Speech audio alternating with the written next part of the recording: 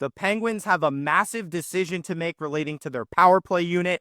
Tristan Jarry had a 4-game winning streak snapped by the Colorado Avalanche yesterday, and Mike Sullivan is looking at some personnel changes to help spark this team, get them back on track, and back to their winning ways, something we haven't seen a lot this season. Welcome to Penguins Digest. My name is Remington Kuhn. First, I want to tell you, if you haven't already, click that sub button. 99.9% of you are not yet subscribed to Penguins Digest. What are you waiting for? This is going to be the latest news, rumors, analysis for the Pittsburgh Penguins on this channel. So please hit that sub button and we will keep you up to date on your favorite team.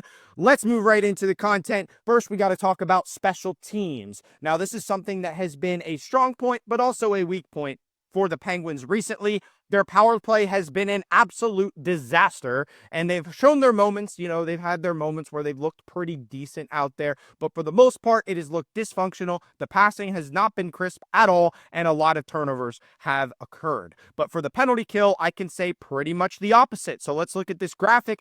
The Penguins' penalty kill has actually been fantastic over the last 10 games, aside from one blemish against the Utah Hockey Club where they allowed 3 goals. But outside of that occurrence, their penalty kill has actually been really good this year. So just take a look at that graphic. Their penalty kill has held up against some really elite offenses. You know, you see the Colorado Avalanche on there. Toronto only scored 1 power play goal against the Penguins. Rangers went 0 for 3. Calgary 0 for 3. So you got to really take into consideration that this is a reason why the team was on a winning streak, was because special teams wasn't beating them. And that's been a problem all year for the Penguins, because since last year, their power play has not been what you expected when Kyle Dubas acquired Erik Karlsson. You expected this power play to just take off with Karlsson.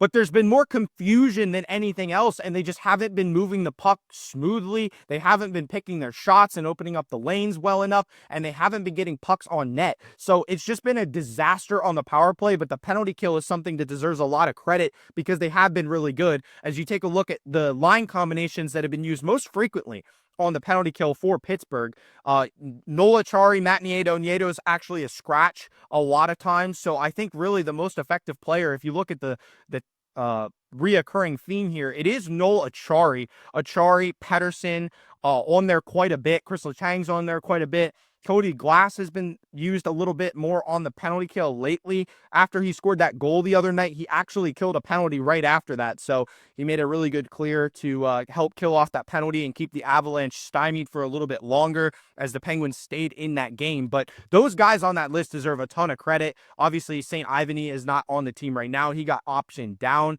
but a lot of those guys on that list have been the key reasons why the Penguins went on a winning streak, and especially Noel Acciari. You almost have to talk about Acciari if you're going to talk about the Penguins right now, because that guy really showed up and showed out in that last game. I noticed his individual efforts paying off for Pittsburgh. He's a really great player, okay? He might not show it on the stat sheet. He only has 5 points this season, but it comes to defense and physicality. Noel Acciari has been spectacular. He leads the team in hits. He's 4th on the team in blocks. I mean, he just does it all for the Penguins, and killing those penalties.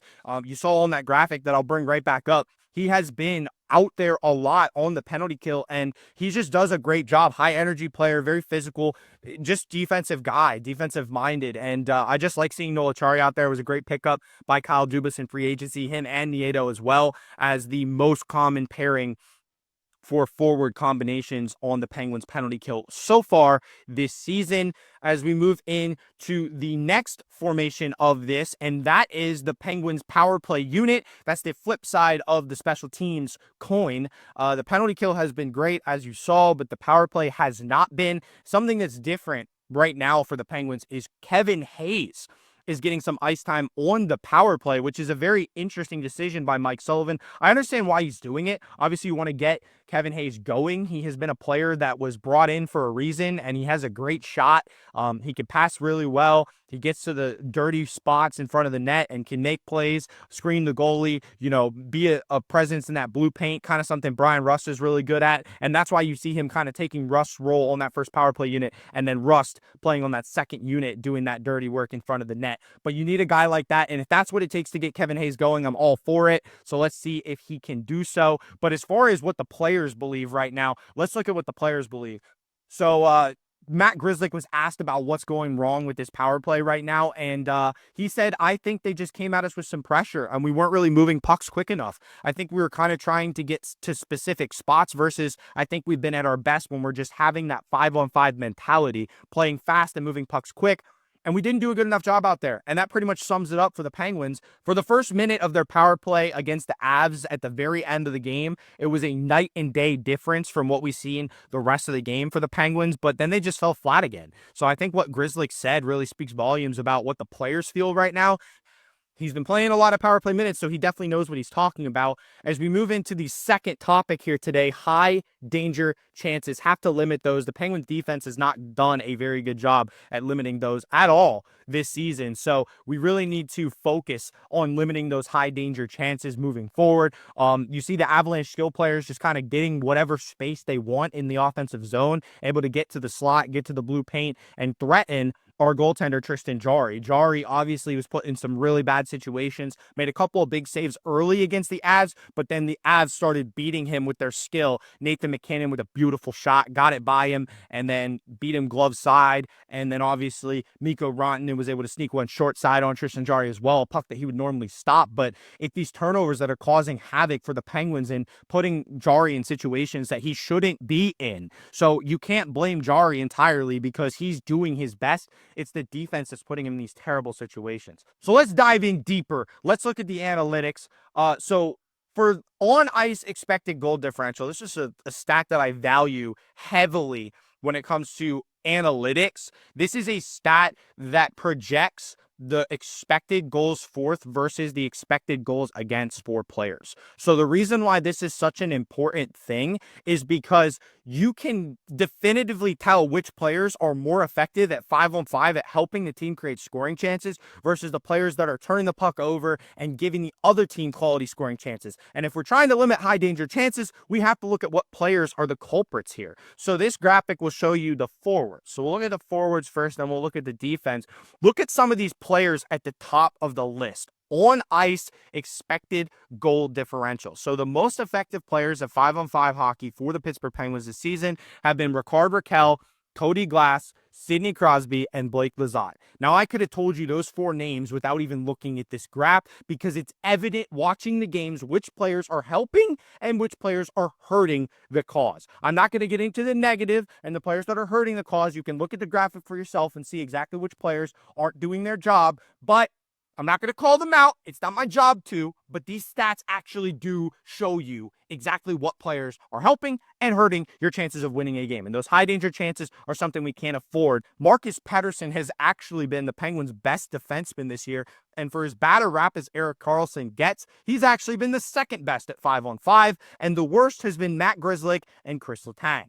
Now, Jack St. Ivany is not on the team right now. He got sent down to the AHL, and that is why Ryan Shea has been playing in his place. And I actually like Shea more than St. Ivany. This graph proves why I like that. Just watching the game, the eye test, Shea just kind of serves as a better defenseman in my eyes than Jack St. Ivany. So I love St. Ivany, but he's just not Shea. And if we have the choice between the two, I'm going to pick Shea 10 times out of 10. So really what this graph means is the Avalanche, we're getting all of these expected opportunities, these quality chances, and over the entire season, these are the players that have been the biggest culprits of allowing these type of opportunities to the opposition. So just take that into consideration. If you need to go back and look at that graphic some more, go ahead. Forwards were on the first graphic and the defensemen were on the second graphic. Those were the players that have been most effective this season in 5-on-5. So let's get into the final aspect of the show today, and that is the Penguins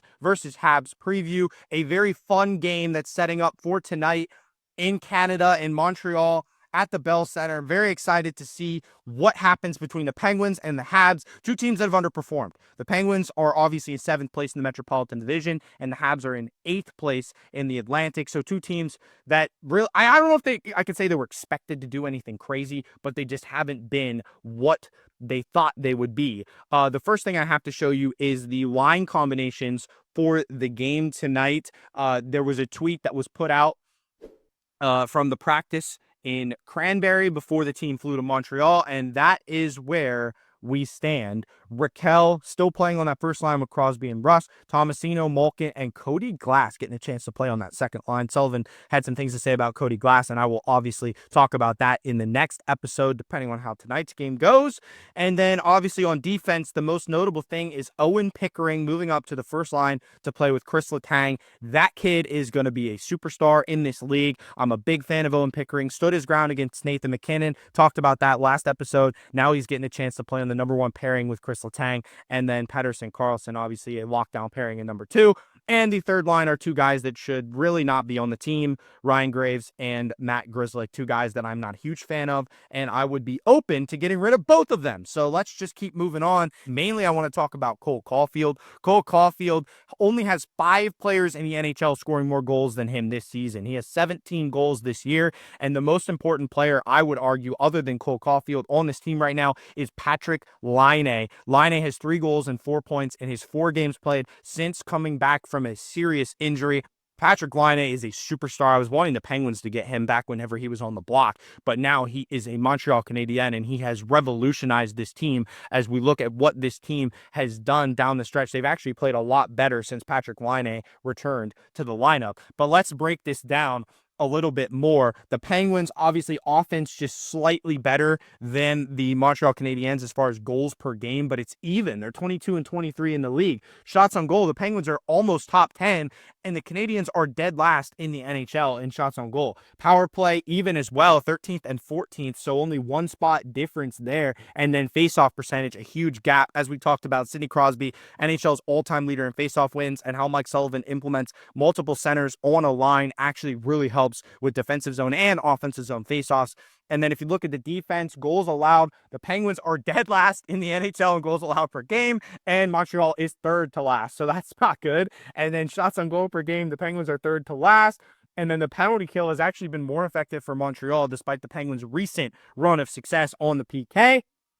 And if you look at the discipline and the penalty minutes per game, Montreal takes a lot of penalties. And that's the exact reason why I highlighted the Penguins power play on the open, because I know Montreal is not the super disciplined team, and the Penguins could take advantage of that against the Habs, score some power play goals, and win this game tonight. It's so important, and I will obviously have a recap for you guys tomorrow after the game. I'm so excited to watch this one. Penguins and Habs tonight at 7 o'clock. Both teams are 5-4-1 in their last 10 games, so it should be a really good game. Again, thank you all for watching this episode of Penguins Digest. If you haven't already, subscribe to the channel, and we will see you next time.